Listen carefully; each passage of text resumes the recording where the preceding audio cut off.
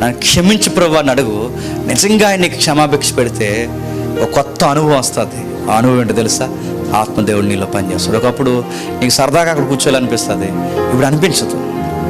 ఎందుకంటే ఆయనలో నేను పనిచేస్తున్నాడు, ఆయన గుర్తుపెట్టుకో. ఇప్పుడు సరదాగా థియేటర్లకు పోవాలనిపిస్తుంది, ఇప్పుడు వెళ్ళలేవు. ఎందుకంటే ఆత్మదేవుడు నీకు పనిచేస్తున్నాడు.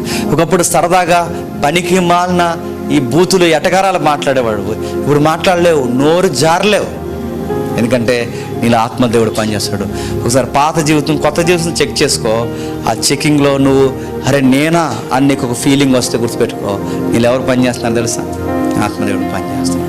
లేదు నాకు బూతులాడినా ఏమనిపించట్లేదు, నాకు సినిమాలు చూసినా ఏమనిపించట్లేదు, నేను పార్కులకి సినిమాలకు పోయినా నాకు ఏమనిపించట్లేదు అంటే నీళ్ళు ఎవరు పని చేయట్లేదు చెప్పండి. అందుకే మారు మనసు పొందండి, పాప క్షమాపణ పొందుకోండి, నెక్స్ట్ పరిశుద్ధాత్మను పొందుకోండి.